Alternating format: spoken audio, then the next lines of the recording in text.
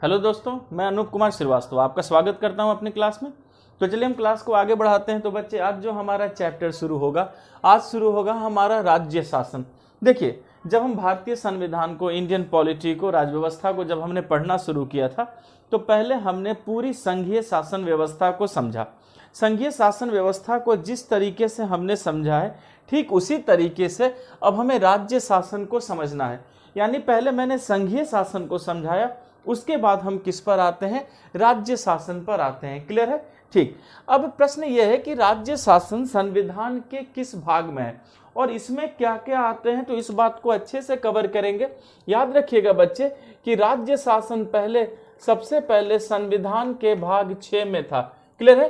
पहले इसमें क्या था बच्चे, एक बात समझिएगा, पूर्व में यह, मतलब पहले पूर्व में यह जम्मू और कश्मीर में लागू नहीं होता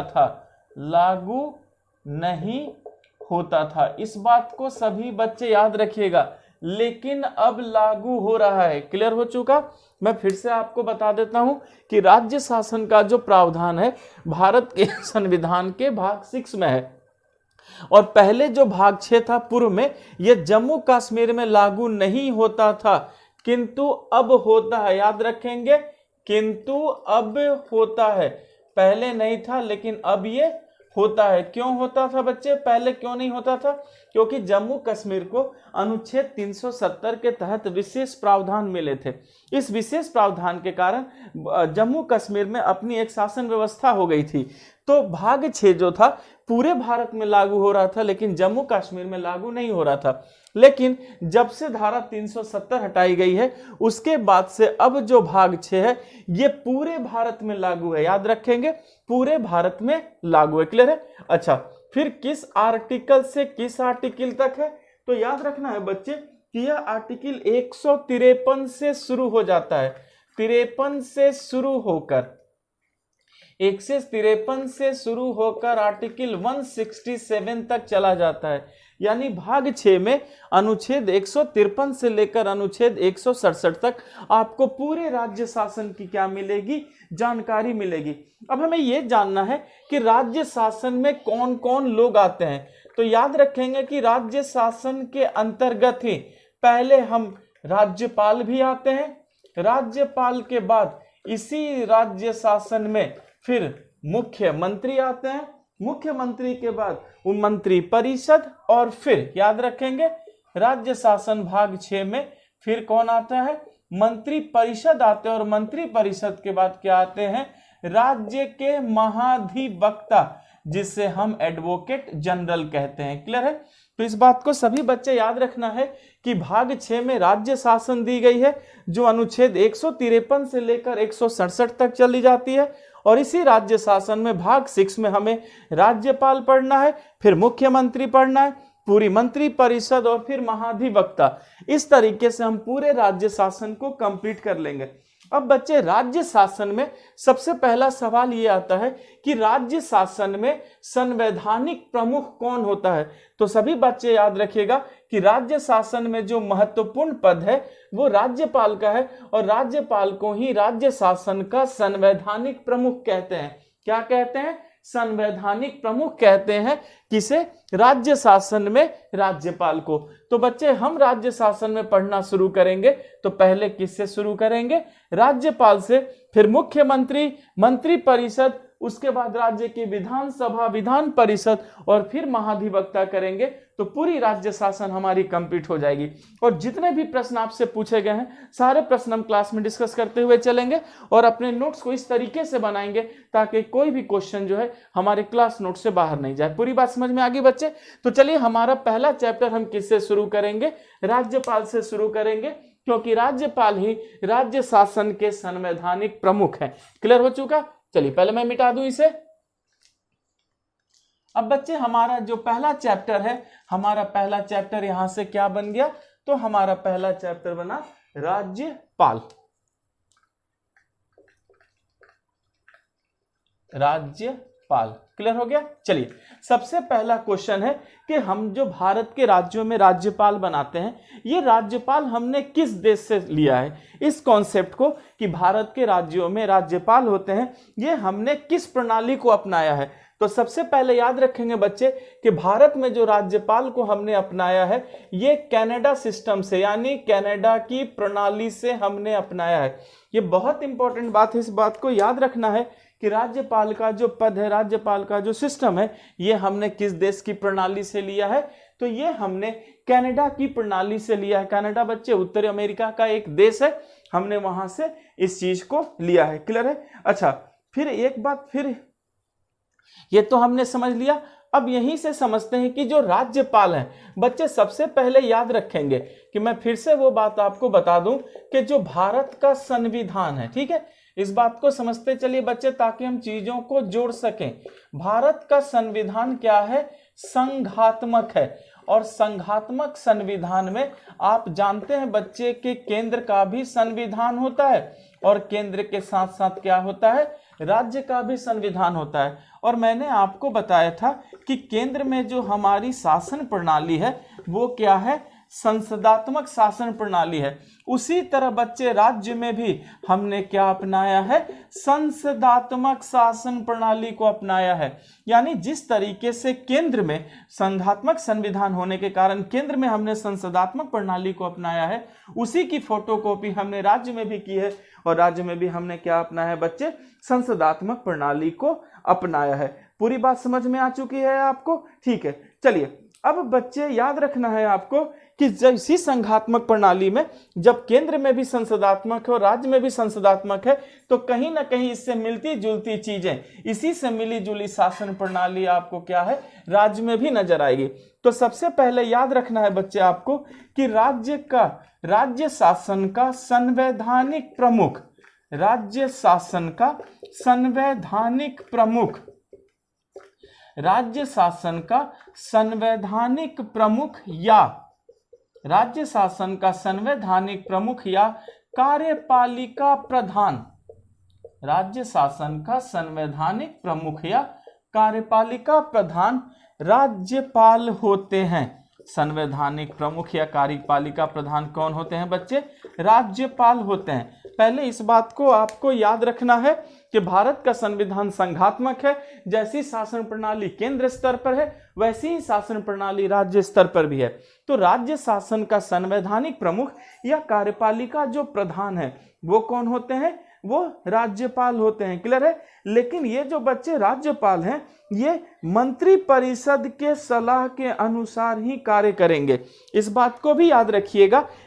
फिर यहां समझिएगा बच्चे, ठीक है, कि राज्य शासन का संवैधानिक प्रमुख या कार्यपालिका प्रधान कौन होते हैं? राज्यपाल होते हैं, जो अपने अधीनस्थ अधिकारियों, वही चीज है बच्चे जो मैंने आपको संघीय शासन में पढ़ाया था कि जो अपने अधीनस्थ अधिकारियों के माध्यम से, जो अपने अधीनस्थ अधिकारियों के सहायता से, अधीनस्थ अधिकारियों के सहायता से अपने शक्तियों का प्रयोग करते हैं, सहायता से या सलाह से। ठीक है बच्चे, अधिकारियों की सहायता से, आप सलाह से भी कह सकते हैं, सलाह से अपनी शक्तियों का प्रयोग करते हैं, अपनी शक्तियों का क्या करते हैं? प्रयोग करते हैं। तो हमने वही चीज यहां भी देखा कि राज्य शासन का संवैधानिक प्रमुख या कार्यपालिका प्रधान राज्यपाल होते हैं, और राज्यपाल जो है अपनी शक्तियों का प्रयोग अपने अधीनस्थ अधिकारियों की सलाह से ही अपनी शक्तियों का प्रयोग करते हैं। और याद रखना है बच्चे कि अधीनस्थ अधिकारी का अर्थ, पहले हमें यह भी जानना है कि यहां पर अधीनस्थ अधिकारी का अर्थ क्या होता है। क्लियर है बच्चे?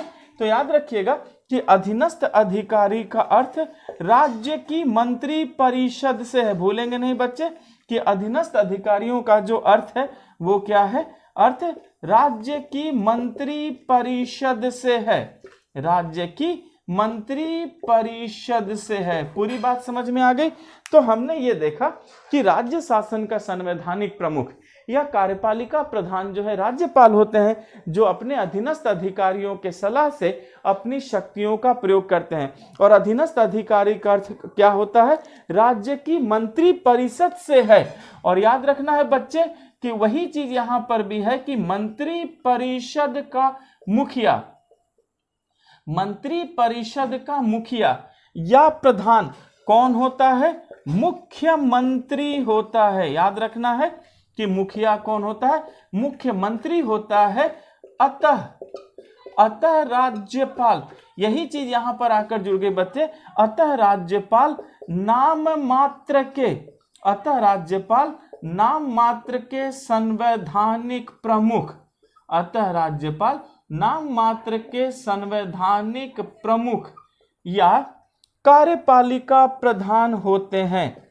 नाम मात्र के संवैधानिक प्रमुख या कार्यपालिका प्रधान होते हैं। इस बात को सभी बच्चे आप लोग याद रखेंगे कि अपनी शक्तियों का प्रयोग किसकी मदद से कर रहे हैं? अधीनस्थ अधिकारियों से। और अधीनस्थ अधिकारियों का मतलब क्या है? अधीनस्थ अधिकारियों का मतलब है बच्चे, अधीनस्थ अधिकारियों का यहां पर मतलब आ जाता है जो मंत्री परिषद है। क्लियर है?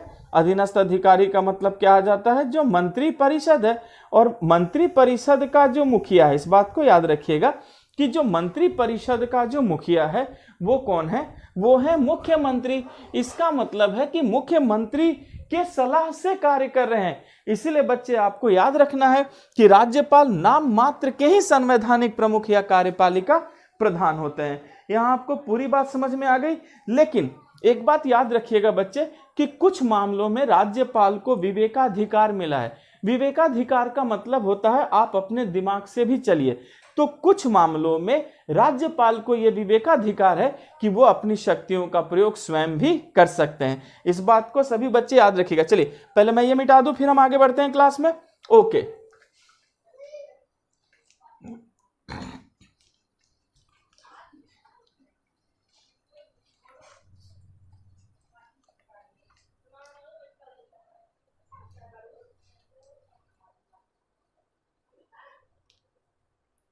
क्लियर है? याद रखना है बच्चे कि कुछ मामलों में राज्यपाल को, कुछ मामलों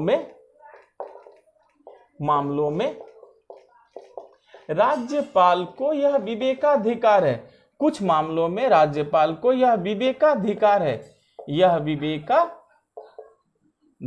है कि वह बिना मंत्री परिषद की सलाह के, कि वह बिना मंत्री परिषद की सलाह के भी कार्य कर सकते हैं, सलाह के भी कार्य कर सकते हैं। इस बात को सभी बच्चे याद रखना है कि कुछ मामलों में ही राज्यपाल को क्या दिया गया है? विवेकाधिकार दिया गया है कि वह बिना मंत्री परिषद के सलाह के भी अपनी शक्ति का प्रयोग कर सकते हैं। पर राष्ट्रपति में ऐसी बात नहीं थी। तो इस बात को याद रखना है बच्चे कि कुछ मामलों में ही राज्यपाल को हमने क्या दे दिया है? संविधान ने विवेकाधिकार दिया है कि आप चाहें तो बिना मुख्यमंत्री के, मंत्री परिषद के सलाह से भी आप अपनी शक्तियों का क्या कर सकते हैं? प्रयोग कर सकते हैं। यहां आपको पूरी बात समझ में आ गई बच्चे? ठीक है, चलिए अब हम जरा राज्यपाल की योग्यता की बात कर लेते हैं, फिर हम सारे चीजों को अच्छे से समझते हुए चलेंगे। अब जो राज्यपाल की योग्यता है, पहले हमें यह जानना है कि राज्यपाल की योग्यता जो है भारतीय संविधान के किस अनुच्छेद में है। तो सभी बच्चे याद रखना है कि योग्यता जो है इनकी है वो किस में है? 157 में। भूलेंगे नहीं, किस में है बच्चे? 157 में इनकी योग्यता है। अब इनकी योग्यता क्या है? तो पहला जो सबके साथ जुड़ी हुई है, पहला क्या है? भारत का नागरिक। क्लियर है कि पहली योग्यता है कि आप भारत के नागरिक होने चाहिए। दूसरा, 35 वर्ष की आयु पूरी हो, 35 वर्ष की आयु आपकी पूरी होनी चाहिए। क्लियर है? तो योग्यता याद रखना है, भारत का नागरिक हो, 35 वर्ष की आयु पूरी कर चुके हो, और याद रखेंगे राज्य सरकार या केंद्र सरकार, राज्य सरकार या केंद्र सरकार के अधीन लाभ का पद नहीं हो। क्लियर है? इस बात को भी याद रखना है आपको कि पहले तो वो भारत के नागरिक हो, 35 वर्ष की आयु पूरी कर चुके हो और किसी भी राज्य सरकार या किसी भी केंद्र सरकार के अधीन कोई भी लाभ का पद आपके पास नहीं होना चाहिए। अगर आप लाभ के पद पर हैं तो फिर आपको इजाजत नहीं है कि आप राज्यपाल बन सके। ठीक है? और एक बात, अंतिम बात याद रखना है बच्चे आपको कि वह राज्य विधानसभा का सदस्य चुने जाने के योग्य हो। याद रखना है, राज्य विधानसभा के सदस्य चुने जाने के योग्य हो। विधानसभा का सदस्य चुने जाने के क्या हो बच्चे? योग्य हो। क्लियर है? ये इनकी योग्यता है जो आपको एकदम याद होनी चाहिए कि पहला भारत का नागरिक हो, दूसरा 35 वर्ष की आयु पूरी हो चुकी हो, किसी राज्य सरकार या किसी केंद्र सरकार या राज्य सरकार केंद्र सरकार के अधीन कोई उपक्रम हो, कोई कंपनी हो, तो आप उसमें लाभ के पद पे नहीं होने चाहिए और फिर विधानसभा के सदस्य चुने जाने के आप योग्य भी होने चाहिए। तभी आप क्या होंगे? राज्यपाल के लिए आप नियुक्त होंगे। पूरी बात समझ में आ गई बच्चे? चलिए अब हम आते हैं राज्यपाल की नियुक्ति पर, जो हमें अच्छे से समझना है और कुछ खास बातों को सीखना है। चलिए अब हम आते हैं राज्यपाल की नियुक्ति।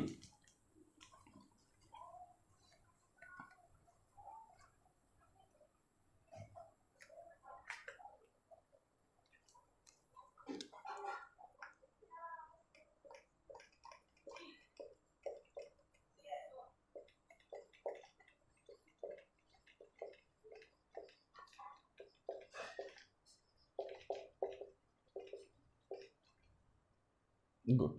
यहां सभी बच्चे याद रखें कि राज्यपाल की नियुक्ति किस आर्टिकल में है? आर्टिकल 155 में, 155 में। चलिए देखते हैं कि कौन नियुक्ति करते हैं। तो सभी बच्चे याद रखना है कि राज्यपाल की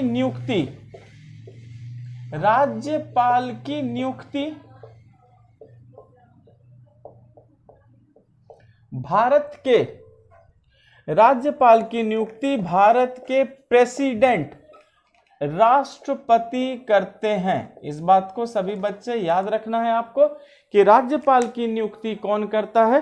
तो राज्यपाल की नियुक्ति भारत के राष्ट्रपति करते हैं, प्रेसिडेंट ऑफ इंडिया करते हैं। और याद रखना है बच्चे कि राज्यपाल जो है प्रसाद पर्यंत कार्य करते हैं। फिर याद रखना है कि राज्यपाल जो है क्या करते हैं? प्रसाद पर्यंत कार्य करते हैं। क्लियर है? देखिए यहां प्रसाद पर्यंत का मतलब क्या होता है, पहले ये समझिए बच्चे। देखिए प्रसाद पर्यंत का मतलब होता है बच्चे, जो आपको अपॉइंट करेगा वही निकालेगा। इस बात को याद रखिएगा। यानी प्रेसिडेंट राज्यपाल को नियुक्त करते हैं और राज्यपाल प्रेसिडेंट के प्रसाद पर्यंत अपना कार्य करते हैं। यानी कि इसका मतलब ये होता है कि अगर प्रेसिडेंट आपको अपॉइंट कर सकते हैं तो प्रेसिडेंट आपको हटा भी सकते हैं। यही प्रसाद पर्यंत का शब्द का अर्थ है बच्चे। तो इस बात को सभी बच्चे याद रखना है कि राज्यपाल की नियुक्ति राष्ट्रपति करते हैं और राष्ट्रपति जो है बच्चे प्रसाद पर्यंत कार्य करवाते हैं, ताकि वो प्रेसिडेंट उनको अपॉइंट भी करते हैं तो वो क्या कर सकते हैं? उनको निकाल भी सकते हैं। और प्रसाद पर्यंत जो कार्य करते हैं ये किस अनुच्छेद में है? अनुच्छेद 156 के 1 में। ठीक है? इस बात को याद रखना है कि अनुच्छेद 156 का 1 कहता है कि राज्यपाल राष्ट्रपति के प्रसाद पर्यंत क्या करते हैं? कार्य करते हैं। यहां तक समझ में आया? लेकिन बच्चे एक बात याद रखिएगा कि राज्यपाल की नियुक्ति में कुछ प्रथा है। जरा देखिए कि राज्यपाल की नियुक्ति में क्या प्रथा है। ये बहुत इंपॉर्टेंट बात है। तो पहली प्रथा ये है कि राज्यपाल उस राज्य के निवासी नहीं होने चाहिए। राज्यपाल उस राज्य के निवासी नहीं होने चाहिए। उस राज्य के निवासी नहीं होने चाहिए। ये कुछ प्रथाएं हैं बच्चे। जब राज्यपाल की नियुक्ति होती है तो इन प्रथाओं को फॉलो किया जाता है। पहली प्रथा है कि राज्यपाल जिस राज्य में अपॉइंट हो रहे हैं, राज्यपाल उस राज्य के निवासी नहीं होने चाहिए। और दूसरी प्रथा है मुख्यमंत्री से सलाह ली जाएगी। मुख्यमंत्री से, ये दूसरी प्रथा है बच्चे कि मुख्यमंत्री से क्या की जाएगी? सलाह ली जाएगी। लेकिन याद रखिए दूसरी प्रथा को समाप्त कर दिया गया है, खत्म कर दिया गया, इसलिए मैंने इसे काट दिया। तो ये प्रथा थी जो आपको याद रखना है कि प्रेसिडेंट जब भी किसी को राज्यपाल नियुक्त करेंगे तो जिस व्यक्ति को राज्यपाल जिस राज्य में नियुक्त करेंगे पहले तो वह व्यक्ति उस राज्य का निवासी नहीं होना चाहिए, दूसरा उस राज्य के मुख्यमंत्री से सलाह ली जाएगी। लेकिन अब इस प्रथा को समाप्त कर दिया गया है, मुख्यमंत्री से बिना सलाह लिए राज्यपाल की क्या की जाती है बच्चे, नियुक्ति।